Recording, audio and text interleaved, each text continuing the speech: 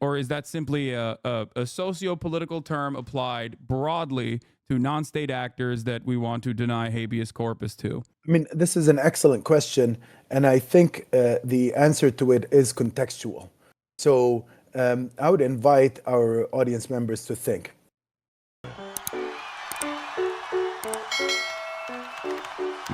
All right.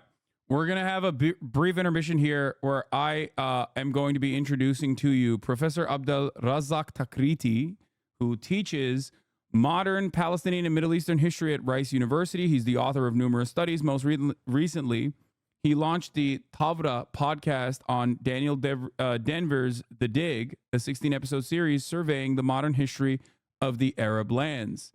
Hopefully, we'll be able to do this without issue. But hello, Professor, are you there? Can you hear me? There's going to be some complications at first, but we'll get through them hopefully. But we'll have a hello. Oh, perfect. Hi, I can how are see you? How's it going? Okay, not only can I see you, I can also hear you. So this is going smoothly. I'll admit. I was definitely worried. Daniel made it seem like, I mean, he kept saying the words low-tech scholar when referencing you. I'm not that bad. I mean, Okay. I can manage an app or two, but Okay. All right. I think what he means is I don't spend my time, on social media that much. Okay. Well, that's probably good for your mental health, especially right now, especially in recent times. Let me tell you, I did a thing at USC last night with a professor that invited me to speak to her students and whoever wanted to attend. And there was a letter campaign apparently by 27,000 letters saying that I should not attend, that USC must not have me on board or welcome me as a guest. So that's usually how it works on social media. And these are probably just Israeli trolls and that kind of thing. Yeah. No, it was a Zionist group on campus that launched it, but I guess it didn't work in their favor. In any case, welcome to the broadcast. I've heard a lot about Daniel has sung your praises quite a bit in terms of your acumen and your knowledge over the region and the history. And originally, when we first were supposed to have this conversation, I wanted to ask you about the history of Hezbollah, because, of course, there are a lot of people in my community in general that are perhaps a little unfamiliar with Hezbollah, like where it started, why it started as a political movement. And I'm sure you know this already, but obviously in the Western media, it's very black and white, the way we communicate about America's adversaries and even America's allies. They're the good guys, and anyone that stands as a resistance to American intervention in the region is officially declared a state-sanctioned enemy.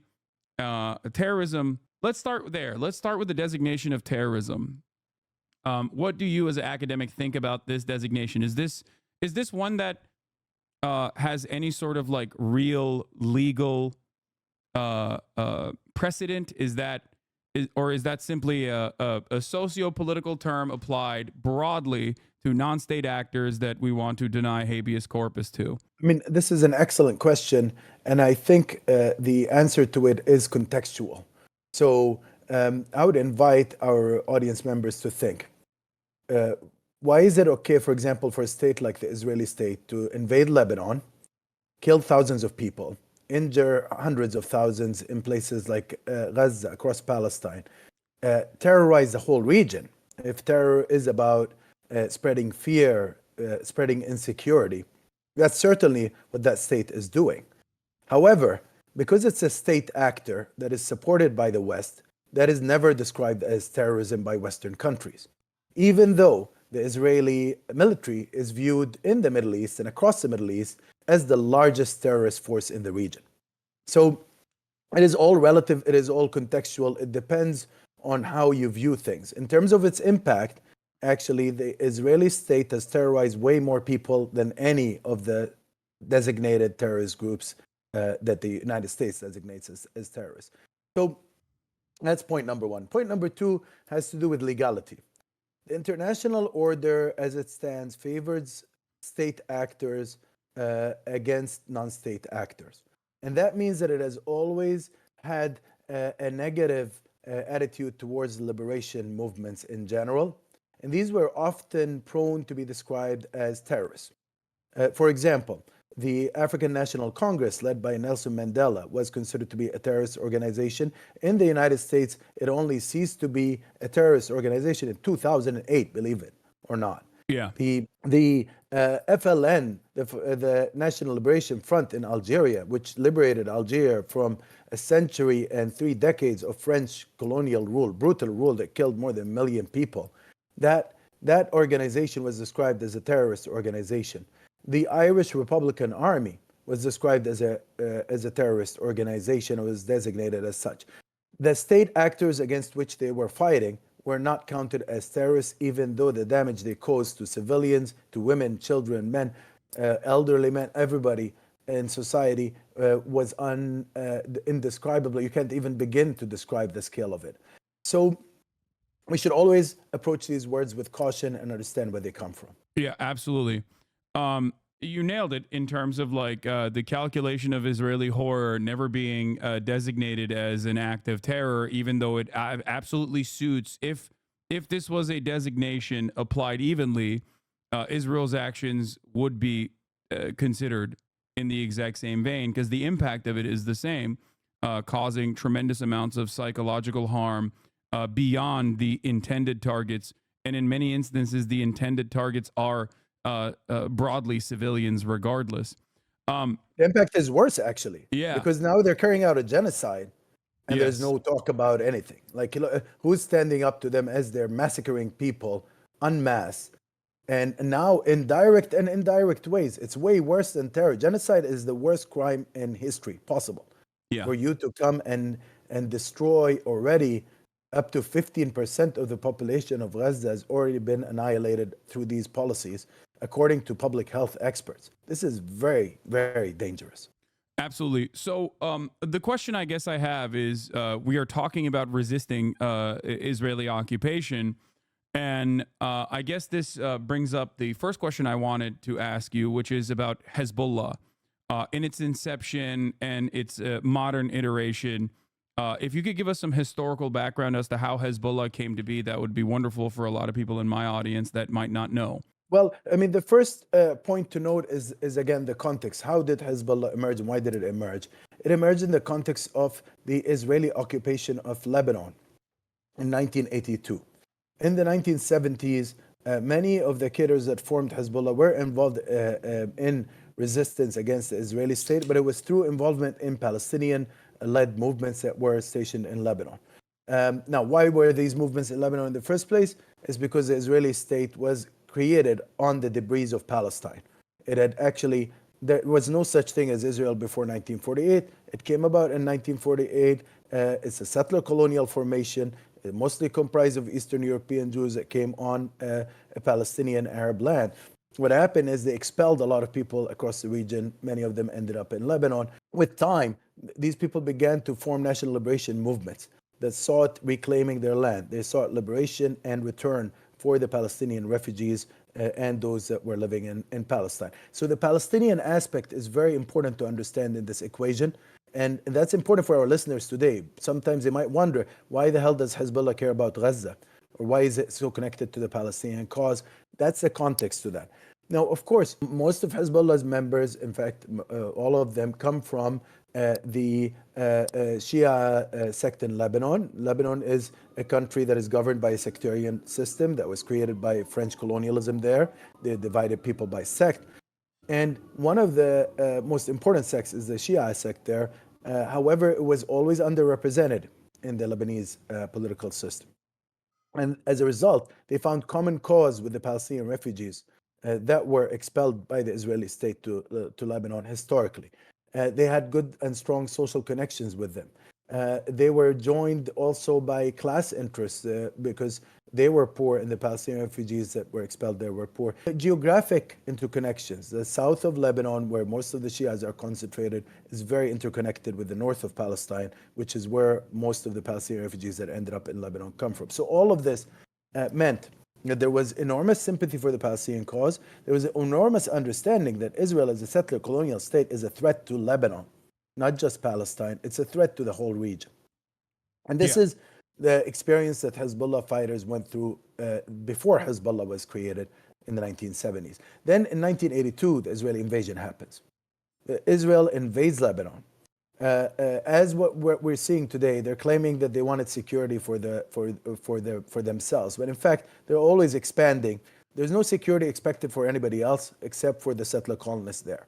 This is the general attitude, which is, it's similar to settler colonists populations everywhere. They think their lives are more worthy, that the security of others is less important.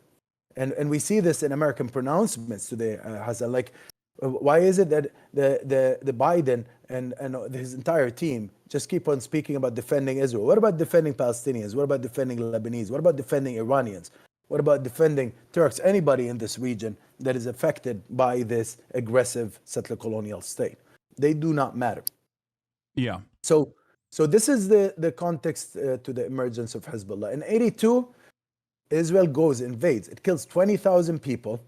It destroys the whole place. It was the worst invasion that we had seen until the Gaza genocide. It was really horrific in 1982.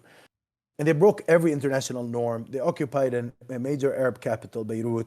And in the process, you started to have a resistance movement emerging against them.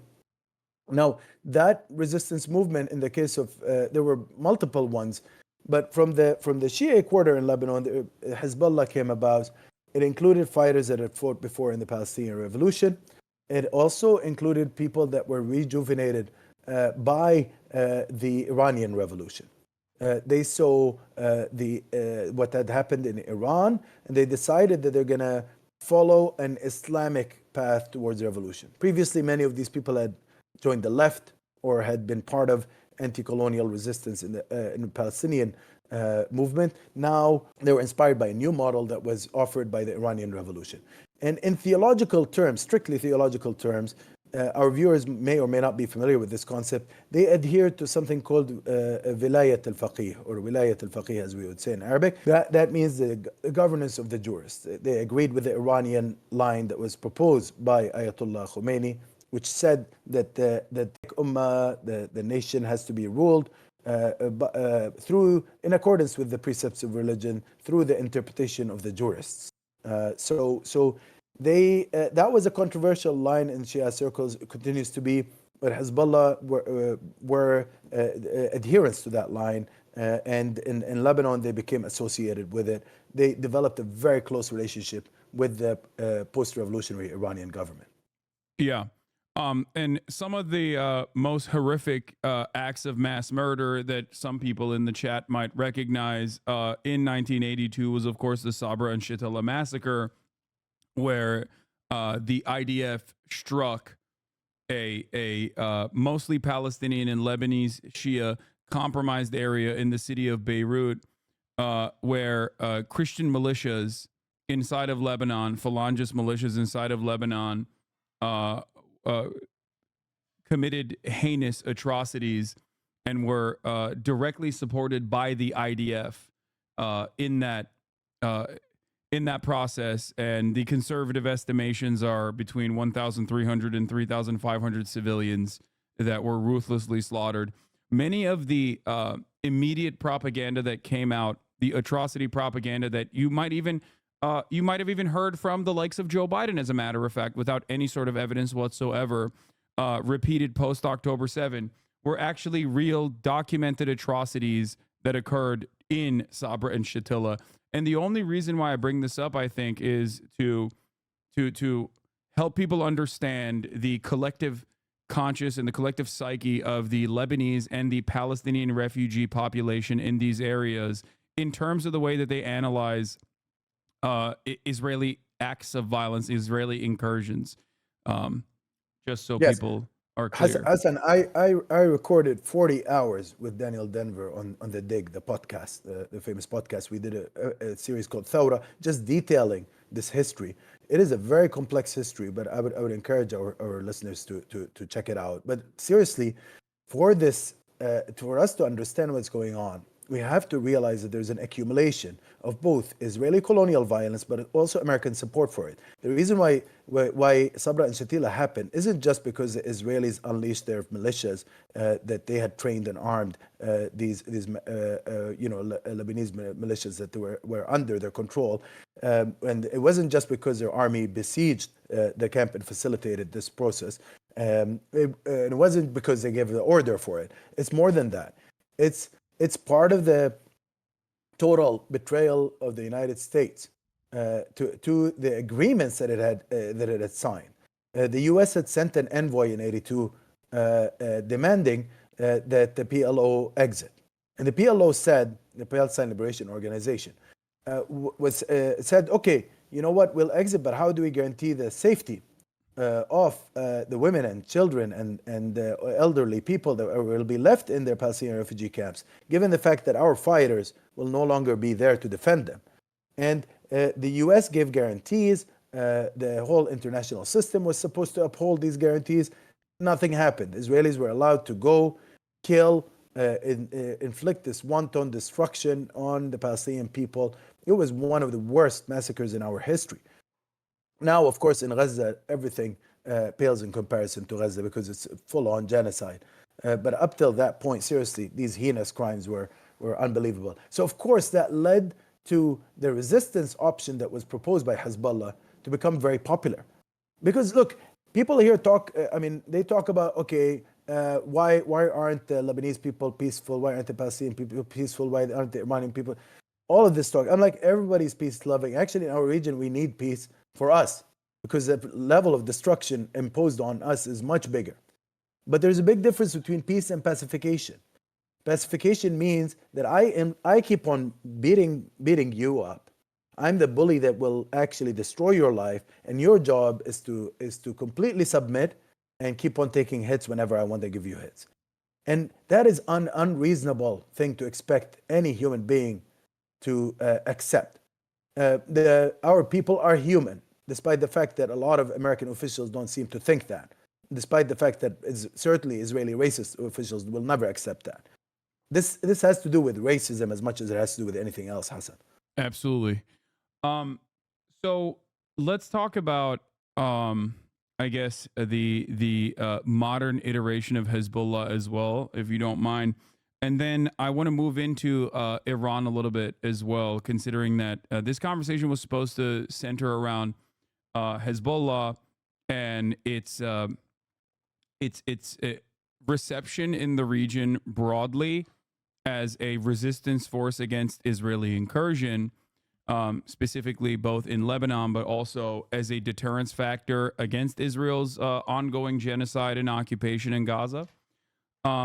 But since then, of course, Iran has chosen to retaliate for Israel assassinating IRGC commanders inside of Beirut and in other places, as well as a direct violation of Iranian sovereignty when Israel assassinated Ismail Haniyeh, the Politburo chief of Hamas, the person that was the principal negotiator in the hostage negotiations that were ongoing. Israel did this, of course, in Tehran, which was a direct violation of Iranian sovereignty, which Iran said that they would inevitably retaliate towards. And it seems like today was that retaliation. But in terms of Hezbollah, a lot of the conversation, in my estimation at least, a lot of the conversation surrounding Hezbollah and the Israeli incursion into Lebanon has been basically repackaging the exact same type of propaganda that we saw with respect to Hamas, that Israel wasn't simply pummeling Gaza into submission, that it wasn't engaging in an act of genocide, but instead was actually liberating the Palestinian people from the treacherous nature of Hamas. And now the exact same propaganda, it almost reset, right? Where Israel is technically liberating the Lebanese population from Hezbollah. Is there any truth to this kind of propaganda in your estimation? Or what does the broad reception of Hezbollah look like in the eyes of the Lebanese population? Well, I mean, I've alluded earlier in the interview to the sectarian nature of Lebanese politics. Unfortunately, as a result of two civil wars in the 19th century, and as a result of various, influences, including a few decades of French colonialism, Lebanon was designed as a sectarian state. And what that meant is that your religious background determines who you are as a Lebanese citizen. That has serious implications for politics. It means that people are ossified, they get frozen into their sectarian identities when it comes to political behavior. And that meant also that you get political allegiances often correspond to sectarian lines. There are challenges to this. The Lebanese left was always secular, for example. There have been movements that have emerged that have mobilized people across religious and sectarian divides, including Hezbollah in certain moments, by the way. And Hezbollah still has an audience outside its immediate sect. However, the Israeli policy has always followed a doctrine that they've had since the early days of the Zionist movement, before there was even an Israeli state. And that doctrine was called the peripheries doctrine. For people that want to Google it, they can check that out. The idea it was always, what was it again? So can you say that again? The peripheries doctrine. So Okay. so their notion is to focus on minorities and create tension between different religious groups or tribal groups or national groups in the region surrounding them, so that they could actually weaken the regional system and be able to establish their settler colonial dominance in the region. That's not particular to the Israeli state, by the way. Settler colonial states often use these tactics of divide and rule. In Lebanon, they've used it extensively. And in Lebanon, what has happened is they didn't invent the sectarian divide there, but they've certainly exploited it. And they were bound to exploit it. They're exploiting it now. Look at the areas they're bombing. They're actually targeting a religious group. They're targeting a religious minority in the region. And nobody's talking about that, by the way. That every village, every town, every city that's being targeted is a Shia area. This is actually terrible. It is it's a major religious crime against a religious group in the region. But they're also trying to create tension. Not dissimilar to ISIS, I might add, in the exact nature, whether it be to shield with a false religious justification to shield your actions, or to target religious minorities in the region. Yeah, I mean, and the only thing that we can say about Israel is that the Israeli government at the moment and the whole political system of Zionism is that it's driven by settler colonial precepts. They will use any method, including targeting religious groups, to achieve their objectives.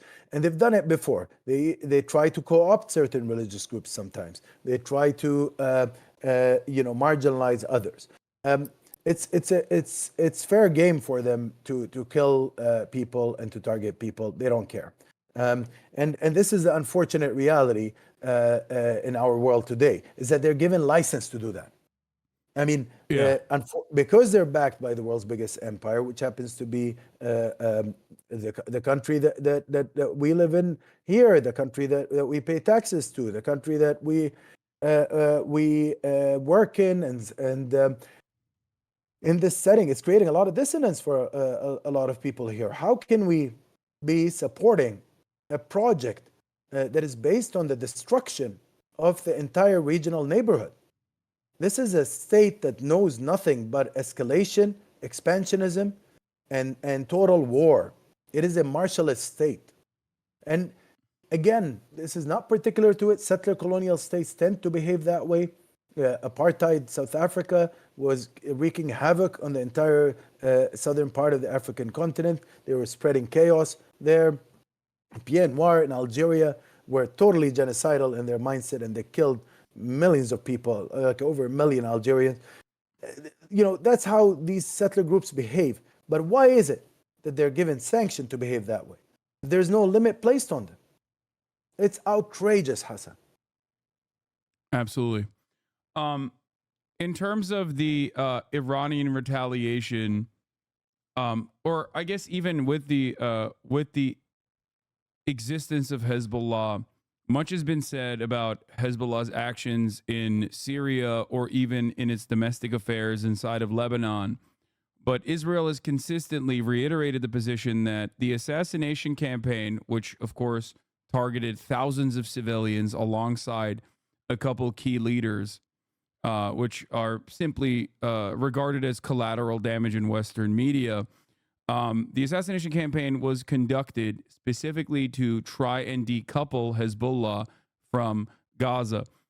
Could you speak to the similarities within the Ansar Allah regime as well, or if that's outside of your purview or expertise, that's also perfectly fine. I didn't ask about that to Daniel No, that's earlier, that's totally fine. I mean, but I can tell you something. yeah. Go ahead, Hassan. Well, the question I have is the question I have, I guess, is that what do you say to people again that consider Hezbollah to be a terror group and fundamentalist overall? I guess it's that has nothing to do with the reasons as to why Israel assassinated Hassan Nasrallah or the leadership of Hezbollah, and everything to do with the fact that Hezbollah was a deterrence mechanism against Israel's ongoing genocide in Gaza. Let me tell you an interesting thing, Hassan. In our country here, in this country, when we encounter people usually who attack Hezbollah as fundamentalists and all these groups as fundamentalists, they tend to be fundamentalists themselves. People in the Republican Party who belong to actual evangelical. Yeah. Okay. They believe in religious conservatism. That's what Hezbollah believes in. I would say the religious conservatism Hezbollah is milder actually, because they're not so obsessed with certain things like abortion and they don't spend their whole time focusing on attacking gay rights and that sort of thing. So in a way, actually, the groups here are way more conservative. However, if what we're talking about is religious conservatism, I might disagree with that personally. I'm not a religious conservative, okay? But the issue here is not their Islamic character. What they actually don't like about Hezbollah, and let me be very clear here, the U.S. has historically supported Islamic groups in many parts of the world against what they perceive to be communist infiltration. So in Afghanistan, for example, they produced Al-Qaeda to fight the Soviet Union. Okay, the predecessors to Al-Qaeda were actually created by the U.S. and with Saudi funding. Okay, and this is something that's well established in the scholarly literature, Hassan. There's no doubt about it. Oh yeah, it's a fact. So they don't have a problem with religion. They don't have a problem with religious fundamentalism. The issue they have with is where is it directed? And let's be clear, Hezbollah is way less religious fundamentalist than any of the groups that we have described. Qaeda or anything like that. Or I mean, even the current Saudi administration that we are closely aligned with, on top of Saudi Arabia, obviously being a wonderful ally to the state of Israel as well. Yeah, and they're less fundamentalist than the Israeli state. The Israeli state is officially now ruled by Jewish supremacist parties that say that they actually say this on a regular basis, that there should be, one of the parties is called Jewish supremacy. They consider themselves to be superior to Palestinians, superior to Arabs, better than them. They should be oppressed forever. It's an officially racist doctrine based on religion. In the case of some of these parties, Ben Gvir, Smotrich, these are real zealots. So let's not now spend too much time thinking that the problem with Hezbollah is their religious affiliation. Their problem with Hezbollah is their geopolitical alignment, and that's what their issue. There's been always a fundamental issue in this region. Nobody wanted a Zionist project in this region. Nobody wanted a settler colonial state in this region from within the region. It was always a project imposed from outside. And it's not a project that is good, even for the settler colonial community itself. And we know this in the case of South Africa and other cases. The Afrikaans for a long time deluded themselves, thinking that they could live forever, ruling over a black majority, having total disregard to their regional neighborhood. We have the same situation now with this Israeli state. Hezbollah, other groups, they will not accept this idea that the Israeli state should be allowed to go and massacre Palestinians en masse, carry out a total genocide without anybody intervening. If they accept that idea, then they're also setting a serious precedent for themselves. You know, let's say the Israelis finish the job in Gaza. Finish the job, by the way, has a horrific meaning. It means kill everyone. That's what they're doing now. Okay, if they do that, then Lebanon will be next. Then the rest of the region will be next. It's a very dangerous phenomenon. Trump now is talking about annexing the West Bank to Israeli state. The West Bank will be next. Absolutely. This project has no limits. One other aspect of this for, I guess, like Western squishy liberals who are like, oh well, you know, Hezbollah is this or that, is the reality that, and this is a J-Post article that I have in front of me, that Israel also, in the targeted assassination strikes that they conducted in Lebanon in these dense suburbs, densely populated with civilians, also engaged in assassinations on 3 PFLP leaders in the Kola district of Beirut. Now, the PFLP is not a religious group at all. As a matter of fact, it's simply a Marxist group. This is, of course, very similar to, once again, another assassination that Israel had engaged in with Ghassan Kanafani. Again, famously not a very religious person, but simply a Marxist. And to make matters worse, of course, to add insult to injury, the PFLP leaders that were killed were not actually engaged in the tit for tat cross-border missile campaigns that were being conducted between Hezbollah and Israel, which Israel was still responsible for 82% of the of the munitions being deployed there.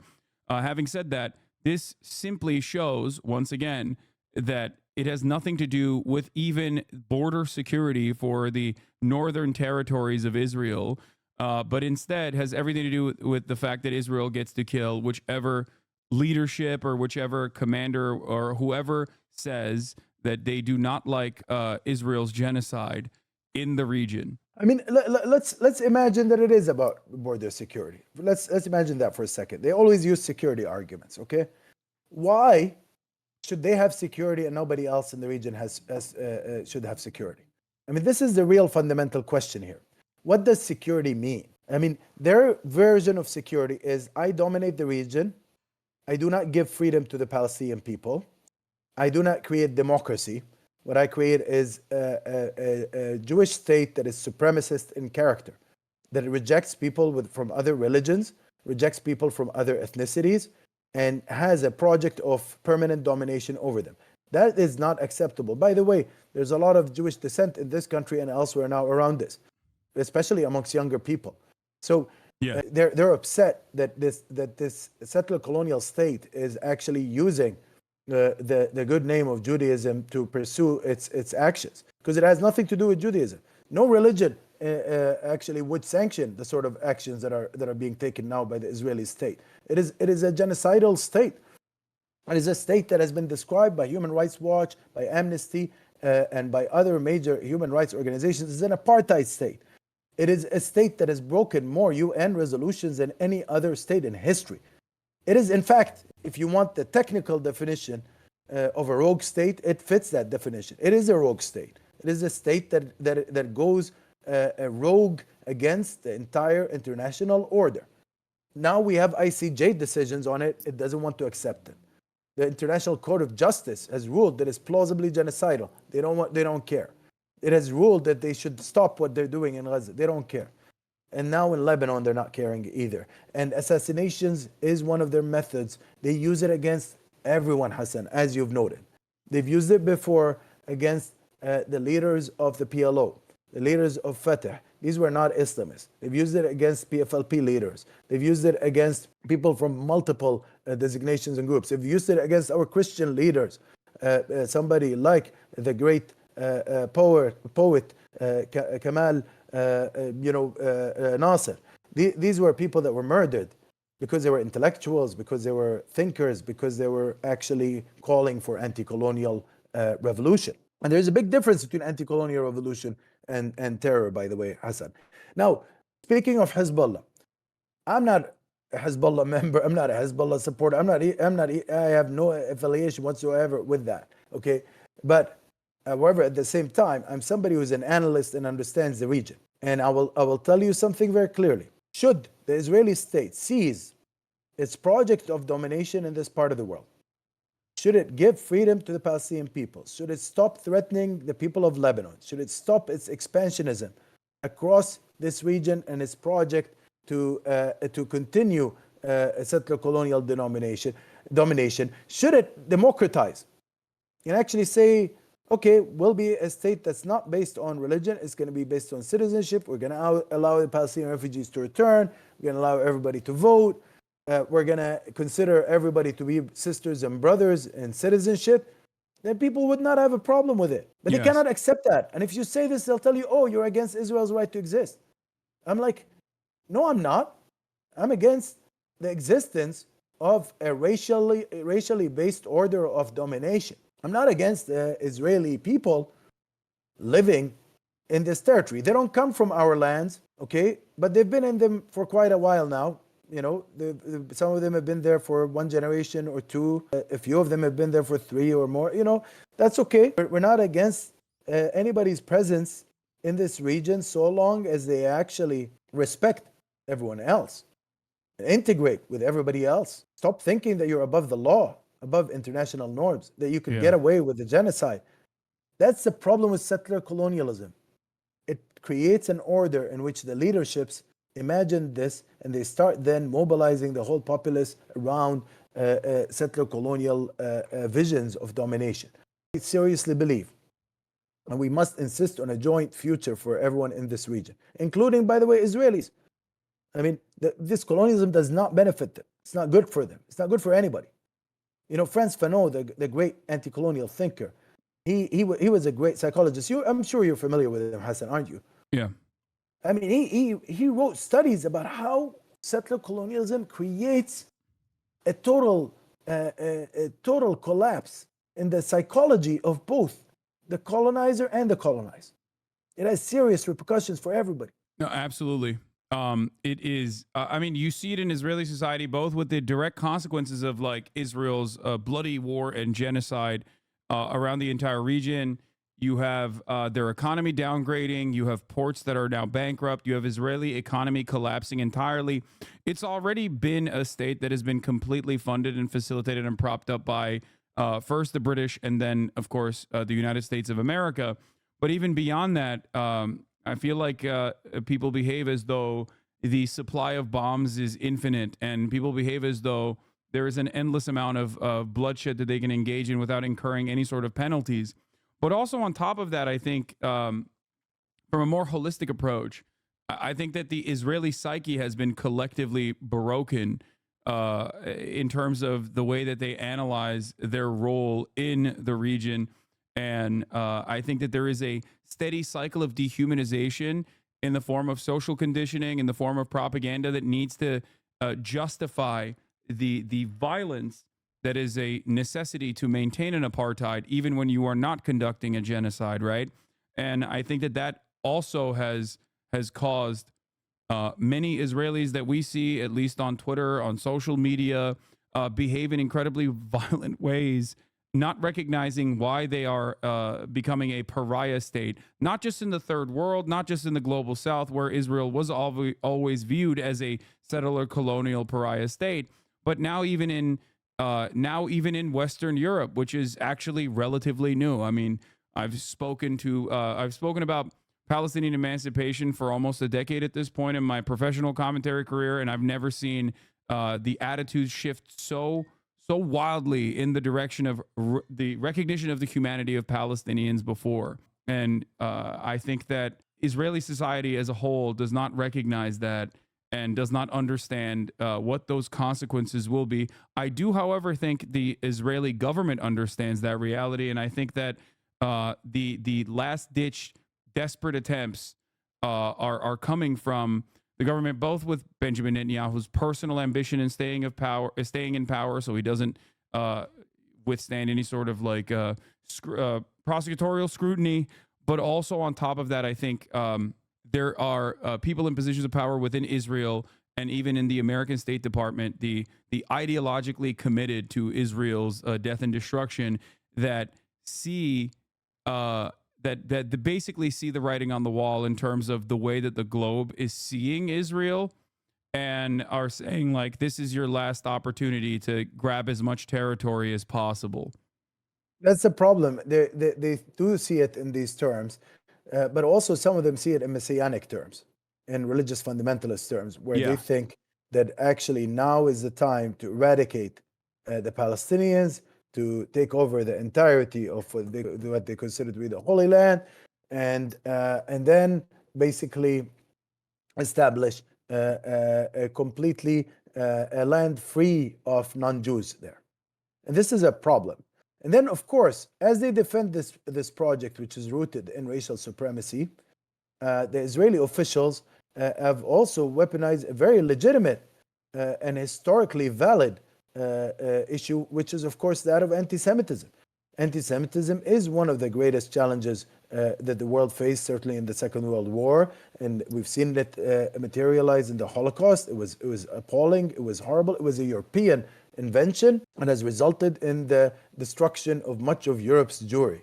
But to come and say that critiquing a very violent, racially supremacist system, that of Israeli settler colonialism, is equivalent to anti-Semitism is absolutely outrageous, and it is an insult to the memory of millions of innocent Jews that have perished on the hands of anti-Semites in Germany and elsewhere. It is also totally disrespectful to the idea of preventing genocide in the future. I mean, now what we're seeing in Gaza now is genocidal. We must prevent it. And you can't kill all these people as Benjamin Netanyahu and then play victim. Benjamin Netanyahu is not a victim. Okay? He is an aggressor. He's a bloodthirsty demagogue who is carrying out a genocide. And his entire cabinet is in it. And actually, currently, the current U.S. government is fully involved in it. So this whole system has a problem in it. And they realize that there are shifts in American public opinion around this, that there are shifts amongst the youth. There's a huge shift in Jewish public opinion around this, especially in the United States. Nobody wants to accept this anymore. So something is happening, something profound is happening. However, in the meantime, there's a lot of people suffering, Hasan, and that's the bit that people like you and me worry about. Because yes, eventually these projects will self-destruct. They will actually, they will not go anywhere because it's a project rooted in a vision of permanent injustice. That doesn't work. Visions of permanent injustice produce too many enemies because you oppress people too much. I mean, it happened in Haiti. I'll give you an example. In Haiti, the first great anti-colonial revolution of our time, of modern times, happened in Haiti. The whole population was enslaved. I had a bunch of slavers that were saying everybody is under the boot. You have an enlightened leader comes in, Toussaint Louverture, a wonderful black revolutionary, formerly enslaved person who goes and manages to organize people, and they create one of the greatest revolutions of all time. Possibly the greatest, actually, most inspiring for sure. He says, I just want us to be sisters and brothers with the colonizer. We just want to be French citizens. We just want to be equal. And they go and imprison him, kill him, and betray him. So that leads then to the emergence of a much different vision that's less inclusive of the colonists. Dessalines leads a much more violent, war of liberation. And we end up with a different situation. This is what settler colonialists do. We don't want that to happen. We can say they're going to self-destruct, they're going to create that. We don't want that to happen. We don't want them to also kill a lot of people along the way, which is exactly what they're doing now. Somebody has to come and put some common sense into this situation. Yeah. Now, on the Hezbollah side, they have actually been very restrained. Okay. Up until 2000, almost all their operations, in fact, all of their operations, were geared towards getting the Israeli troops out of Lebanon. Let's not forget, and this is the context that our viewers have to remember, Israel occupied Lebanon directly for many, many years. It had control over the Lebanese south from 78 onwards. It had various forms of control there and occupation. It has also developed proxy groups allied to it there that were wreaking havoc and causing major insecurity. These were gangsters, the South Lebanon Army and others, very vicious, and they were just dominating the people. That's the original struggle that they had with Hezbollah. From 2000 onwards, our main issue with Hezbollah is to make sure that the Palestinians never get supported, first of all, and make sure that Hezbollah does not get activated in favor of Iran in any confrontation that the Israeli state wants to have with it. And here, what that meant, was that they're willing to go into a serious war. In 2006, they went and destroyed large parts of Lebanon, killed a lot of people. Again, people have historical amnesia. They forget that this violent settler colonial regime has waged war on the people of Lebanon for decades. And then, of course, Hezbollah was also restrained with them. It allowed for a UN force to come into the territory and act as a buffer zone, even though, by the way, that should not happen. Settler colonial states should not be protected, actually, by the UN or anybody else. They should be pressured by the whole international community to seize their settler colonials. You want the honest truth. But no, in this reality, Hezbollah was very, very restrained. Okay, it understands that there's an international order that supports the settler colonial state. It's very restrained. Now, same with Iran as well. And there's a very simple calculation here.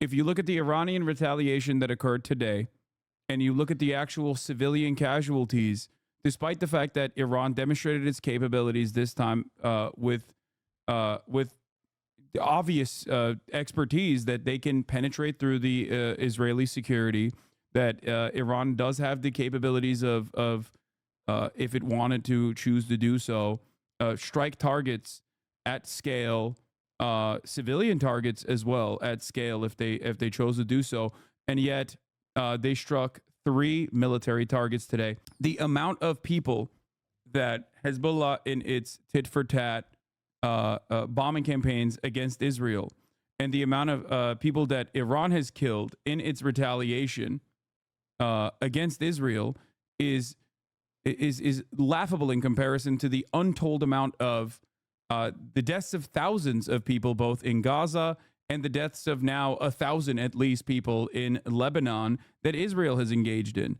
So in terms of the civilian casualty, in terms of the enemy combatant versus civilian ratio, if we're going to look at this in a cold and calculated way, obviously Israel does come across as the far greater evil if the morality was made to be an even playing field, which it is not. Obviously, there is a nuclear-armed superpower here that is backed by the largest hegemonic superpower on the planet that is doing this death and destruction as a settler colonial state. We're not even considering that. But even if you were to consider it on an even playing field, then yes, the restraint is obvious in terms of the way that these actors, non-state actors, or I guess Hezbollah is in a unique position because they are a part of the Lebanese parliament as well.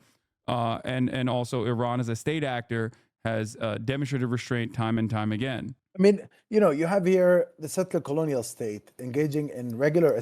They've killed most of Hezbollah's leaders in this moment, and still the response was restrained. You know why?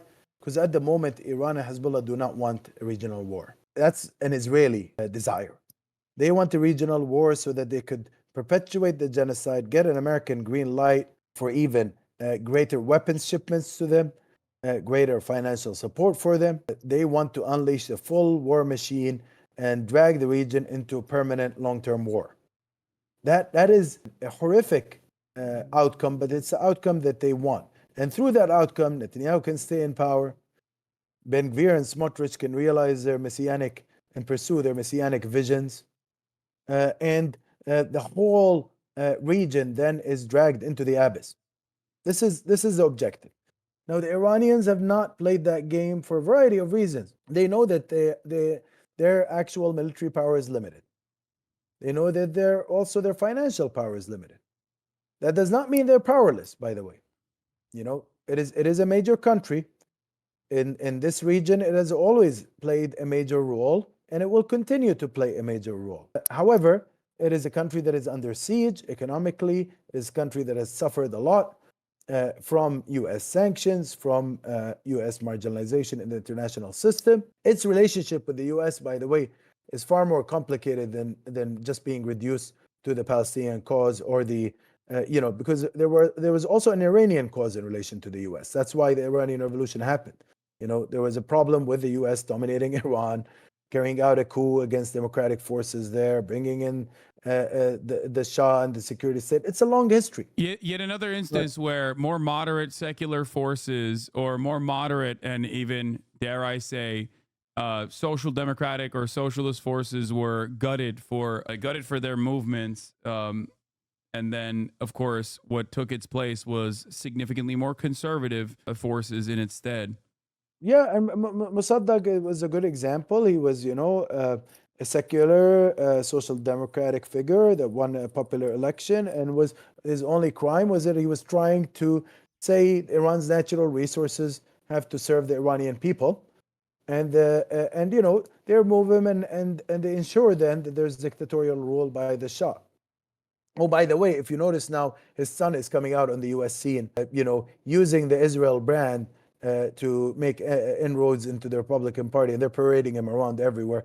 It is really an interesting collusion that's taken place between the two very conservative forces in the region, the force of Zionism and the force of this the Shah's successor. But in any case, what we're seeing here, Hassan, and again, I don't think people should think of this as I have to be pro Hezbollah or pro Iran or pro anything or anti anything in this part of the world. I think what we need to think about is structural realities. Structural reality, number one, is that there's a settler colonial order that, regardless of who leads it or who is opposed to it, in terms of ideology or political affiliation, the structure determines much more, is much more relevant. So we have to understand this. There's a settler colonial order here. It will always behave in a settler colonial ways, because what settler colonialism is, and we keep on saying this term, but let's specify what it is. There were people living in that land before. Another group comes in from outside, in this case mainly Eastern Europe. It comes in, shows up, and says it's no longer your land. I'm going to expel you, and then the whole region has to deal with that.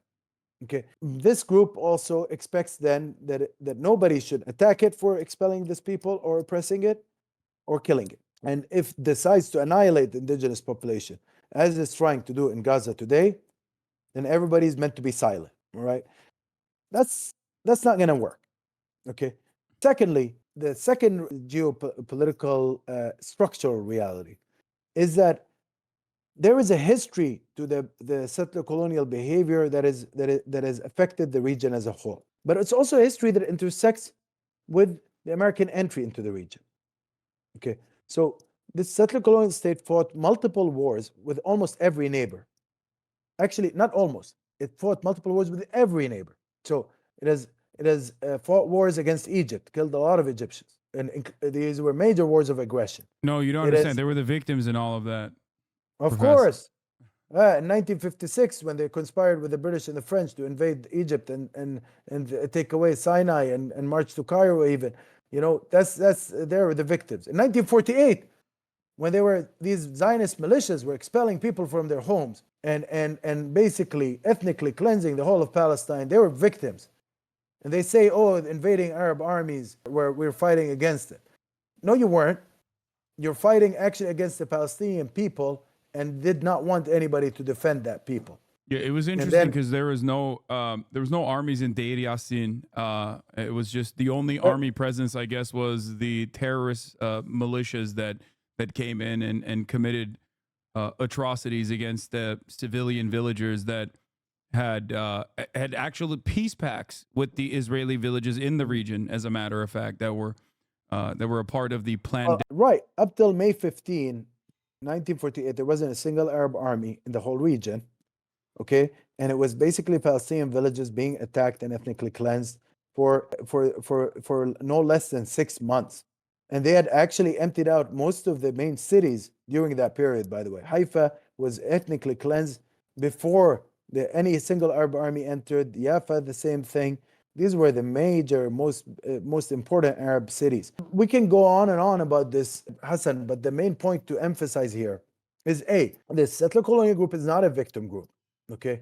It is very much in the Middle Eastern context using policies of aggression. It refers sometimes to the legitimate history of Jewish oppression and victimhood in Europe in order to cover up for these crimes, which is actually terrible that they're doing that. They should not be referring to that history in this way. And now the additional thing to note here is that what about Palestinians? What about Palestinians? What about the Arabs next door? What about the Iranians and everybody else in the region that has suffered from this project? We don't talk about that. The whole region rejected the partition of Palestine. By the way, partition plan is a misnomer. It should be called the setting up of a settler colonial state in Palestine. That's the real, what really happened then. But every state in the region had actually rejected that, including all the Arab states, including Turkey, including Iran. They all understood what it meant. It meant a disaster. It meant a disaster. And now we have to actually work on finding a common future beyond this disaster that took place. There has to be, especially after this genocide, we have to rethink everything. All the main precepts have to be rethought. We have to imagine a future of justice and equality for everyone. A future in which Jews and Arabs of all religious denominations and Iranians and Turks and Kurds and Armenians, everybody in this region can find a way forward beyond the ethnic tensions and religious tensions that are encouraged by this very violent settler colonial regime. By the way, I'm not saying that this region does not have problems of its own that preceded the arrival of the settler colonists. Of course it did. Every part of the world has internal strife. Every part of the world has serious problems. However, the impact of settler colonialism has been horrendous. And today we're seeing it. They're trying to drag the region into a war. Iran has said multiple times, we don't want to get dragged into a war. Even the Iranian president this time, after this strike, he just said that. They don't want war. They want, in fact, de-escalation. They want the genocide to stop. They want a political solution to be considered. They want respect for Lebanon's sovereignty. How is it allowed, by the way, Hassan, they keep talking about Israeli security.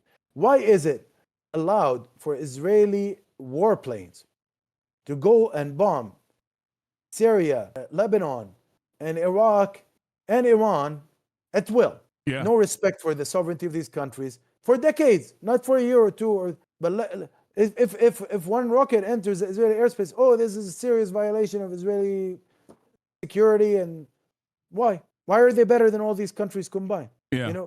Why is it that we sometimes forget things? Why is Israeli piracy in the high seas allowed?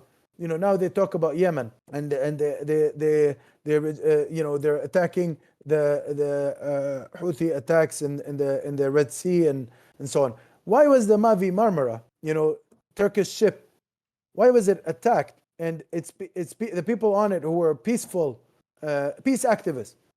They were killed in cold blood in the high seas, and everybody was supposed to shut up around that and say nothing. How is that acceptable? No, it's not. I mean, Israel is also even allegedly also blew up an American Navy ship as well, the USS Liberty attack. So Of course, it's just as long as it corresponds to American state interest, like it's not like it cares about its own civilians or its own citizens or its own military members either.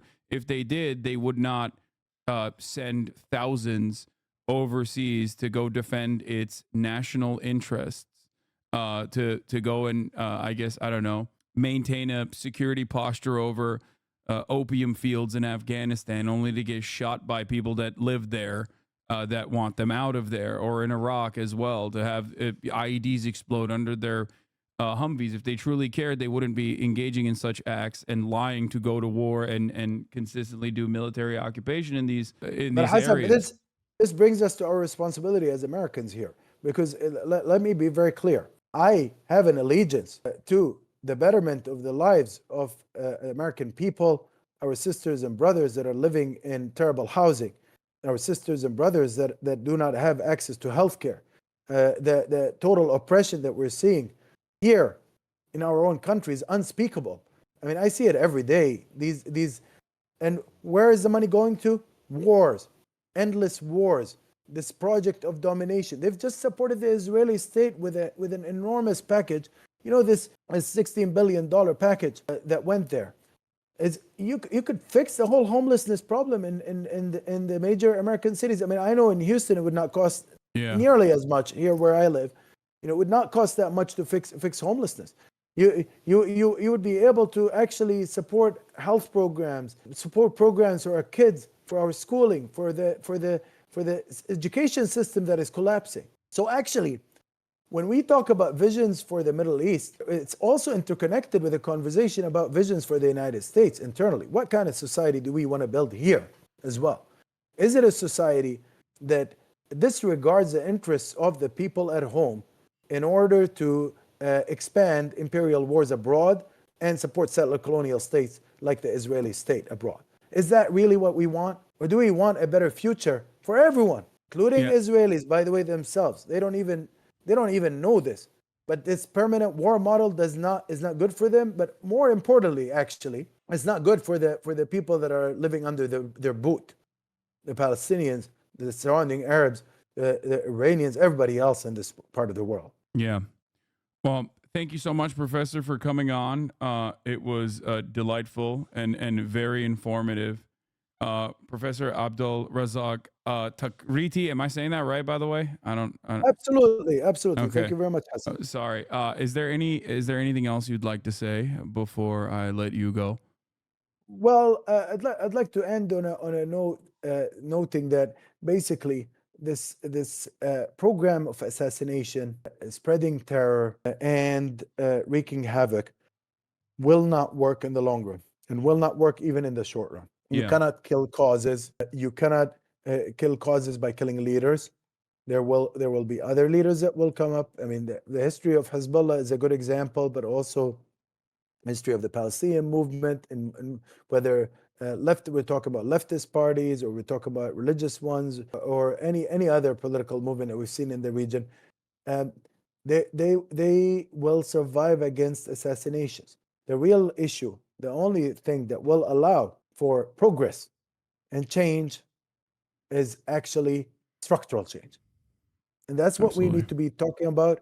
And I hope that people here will think about it. And that means thinking about the political and national rights of the Palestinian people, and thinking about respecting the sovereignty of the states that surround historic Palestine. Absolutely. Thank you so much, Professor. Also, tell Daniel that he's wrong when he said you're a low-tech scholar. He's wrong about that. You nailed it. You got it dialed in. You have the Discord and everything. Thank you so much. And a wonderful backdrop. Thank you so much, Professor. Have I a great day. appreciate you, Hasan, and looking forward to seeing you again. Take care. All right. Bye.